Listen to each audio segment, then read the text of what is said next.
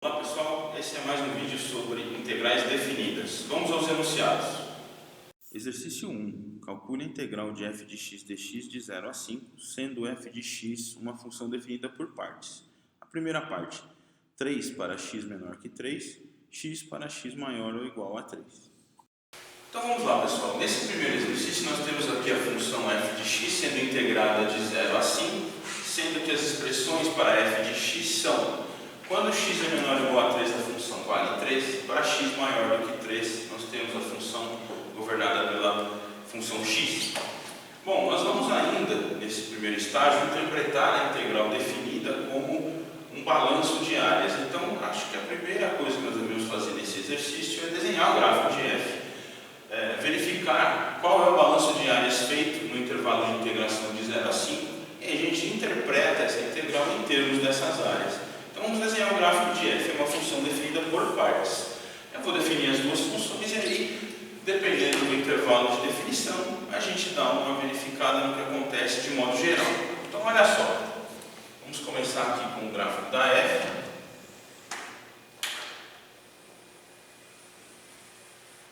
Um ponto de maior interesse para nós aqui é o x igual a 3, né? Então a gente vai começar assim. Eu vou desenhar as duas funções primeiro.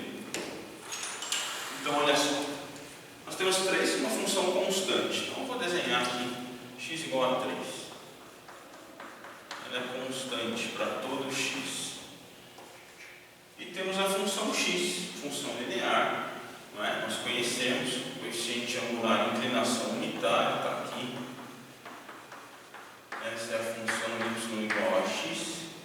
Aqui nós temos a função y igual a 3. Mas nós precisamos verificar qual é o gráfico de f. Né? Esses aqui são os gráficos individuais. O gráfico de f a gente descobre olhando exatamente para as definições aqui dos intervalos. Quando x é menor ou igual a 3, quem governa f é a função constante y igual a 3. E então nós temos aqui exatamente no ponto x igual a 3, uma bolinha fechada. E quem manda daqui para trás é a função constante x igual a y igual a 3. Após, para x maior do que 3, nós temos a função x. A gente percebe que aqui ocorre a intersecção das duas, né? Então, de fato, a função f é contínua. Nós podemos até usar nos nossos estudos de continuidade que você já conhece para demonstrar que realmente f é contínua em x igual a 3. Deixo isso para vocês treinarem. E o que nós precisamos fazer então? Vamos analisar o gráfico da f, né? Que está em laranja é o gráfico da f de x que a gente propôs. O intervalo de integração que nós temos aqui no exercício vai de 0 a 5. Então, estou olhando para x igual a 0 até o x igual a 5. Aqui eu também chego em 5, né? Uma vez que essa reta é y igual a x. Ou seja, o balanço de áreas que a integral está analisando é exatamente esse. E nesse caso, não precisamos nem usar a palavra balanço, uma vez que essa integral aqui realmente é uma área, é a área achurada aqui na figura. Nós vamos usar então as propriedades das integrais e interpretá-las em termos de áreas para resolver o exercício. Então vamos até lá. Eu vou fazer assim. Uma integral de 0 a 5 do f de x dx, nós temos lá as propriedades das integrais definidas, nós sabemos que a gente pode quebrar esse intervalo de integração em dois intervalos que são consecutivos. Então a gente pode escrever isso assim. Eu vou fazer uma integral de 0 a 3 e eu vou somar com uma integral de 3 a 5. Percebam que quebrar um intervalo de 0 a 5 no 3 é bastante conveniente, porque a gente vai olhar para cá. X igual a 3 exatamente aqui. Então eu tenho essa primeira área representada pela primeira integral e essa outra área aqui em laranja representada pela segunda integral. Eu posso chamar essa área de área 1, essa daqui a minha área 2. Então, interpretando essas integrais definidas em termos de áreas, nós temos o seguinte: essa primeira integral equivale ao A1, a segunda ao A2, E agora é só a gente fazer as continhas. A área é bastante simples. Nós temos aqui, na verdade, um quadrado, né? 3 de base, 3 de altura. Então, A1 vale 9. Positivo, a área está acima do eixo X. Aqui nós temos um trapézio, a gente pode fazer a continha da área de um trapézio. Nós temos a base maior valendo 5, a base menor 3. Então nós temos 5 mais 3 vezes a altura. Eu vou olhar a altura por aqui, pessoal, já que eu considerei essas as bases, né? A altura 5 menos 3, 2. Então base maior vezes, mais a base menor vezes a altura, sobre 2. Então vamos multiplicar por 2, vou acabar dividindo por 2 também. Nós vamos ter 9 mais 8. 17 é o valor final dessa integral. Então a gente consegue olhar para essa integral, desenhar os gráficos pertinentes, verificar o intervalo de integração e verificar o balanço de áreas. Nesse caso, ambas as áreas estão acima do eixo X, portanto são consideradas positivas no balanço, e nós temos então aí 9 mais 8, totalizando 17 no primeiro exercício. Vamos então ao segundo. Exercício 2. Para a função f, cujo gráfico é mostrado, liste as seguintes quantidades em ordem crescente e explique o seu raciocínio. Letra A, integral de f de 0 a 8. Letra B, integral de f de 0 a 3. Letra C, integral de 3 a 8 da função f. Letra D, integral de f de 4 a 8. E letra E, a derivada de f no ponto 1.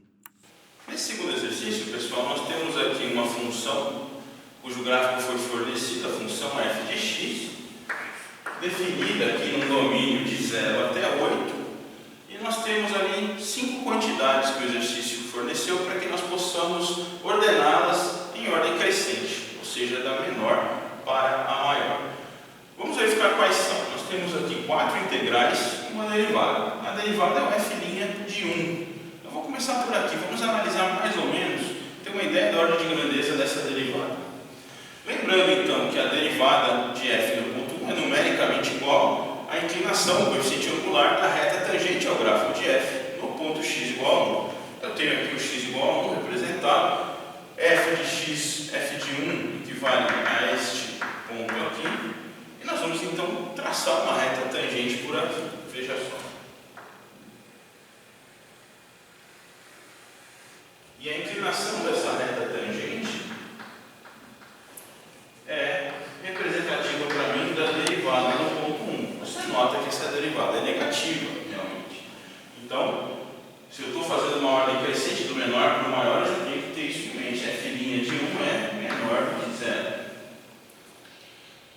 Existe uma outra grandeza aqui também, uma outra quantidade também negativa aqui. Veja só, a integral de 0 a 3 da função f de x dx. Então, essa integral está sendo calculada no intervalo de integração de 0 a 3. Então, eu estou olhando para esse balanço de áreas. Lembre-se, essa área, como toda área, é positiva, mas no balanço da integral ela entra negativa porque está abaixo do eixo x. Então, aqui eu posso colocar o item B, só para eu lembrar. E aqui nós olhamos o item E. Pessoal, nós temos que ter aqui um julgamento. Nós precisamos ver qual dos dois é maior. Não é? Mas vamos em frente para depois a gente decidir isso. A outra grandeza que nós temos uma integral feita de 4 até 8 da função f. Eu vou marcar essa integral aqui. 4 a 8 na função f, nós estamos olhando para essa área toda aqui. Marcada em amarelo. Então essa daqui é a letra D. Positiva acima do eixo x, portanto maior que essas duas aqui. Um outro, nós temos a integral de 3 a 8. De 3 a 8, pessoal, nós vamos pegar toda essa área que está aqui. Vou tentar marcar em laranja aqui para você entender.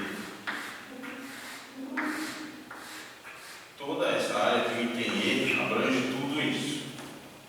Não é o item E de 3 a 8, é o item C. A quantidade do item C, portanto, é maior do que a quantidade do item D. Isso nós conseguimos verificar.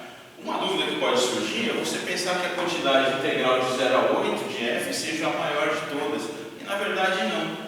Pelo seguinte motivo: de 0 a 8 nós teremos o balanço dessas duas áreas, não é? Então, essa quantidade aqui, a quantidade B estará entrando negativa e a quantidade C positiva, porque nós podemos verificar que eu posso escrever essa integral aqui, ó, da seguinte forma: eu posso escrevê-la de 0 a 3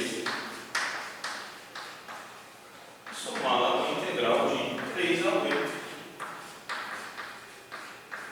Então, na nossa notação, isso seria menos a quantidade B somada com a quantidade C. Tudo isso para mostrar para você, então, que a quantidade descrita pela integral A acaba sendo menor do que a descrita pela integral C, uma vez que no item A nós temos aqui o balanço total de áreas dessa função.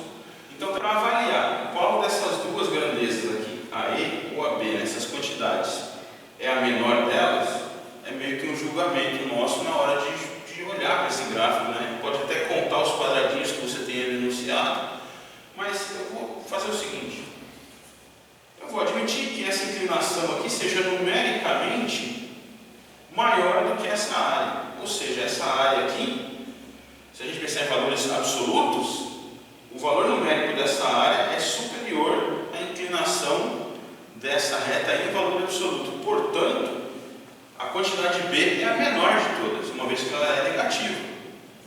Seguida dela virá a derivada. Então vamos lá para ver a ordem crescente como é que fica. Então, pelo nosso julgamento aqui, eu tenho a quantidade B, a menor de todas, a integral de 0 a 3 é a menor quantidade que nós temos aí. Acima dela, maior que ela, nós temos f' de 1. Lembre-se, ambas são negativas aqui. Depois a gente passa para as positivas. Então já olhamos a A, a E e também a B. Restaram A, C e D. Mais uma vez eu retorno aqui ao gráfico. Você se lembra? A quantidade de C é a maior de todas, porque ela abraça toda essa área. Então temos a quantidade de D que é menor do que ela, menor por esse pedacinho aqui, né, pessoal? Essa área é a diferença entre elas. E depois nós temos o balanço todo de 0 a 8, que é menor do que essas duas. Uma vez que esse balanço de 0 a 8 acumula essa área aqui embaixo, ela entra no cômputo negativamente e aqui essa outra área entra positivamente. Então nós teremos como próximo a integral de 0 a 8 de f de x dx. Maior do que ela, nós temos a quantidade de 4 a 8. Então, nós teremos aqui 4 a 8 de f de x dx. E a maior de todas é a integral de 3 até 8 de f de x dx. Você percebe, esse exercício é mais interpretativo, né? Mais teórico do que qualquer outra coisa. Então, é importante que você tenha essa noção para que a gente possa, nos cálculos posteriores, usar toda essa teoria como base.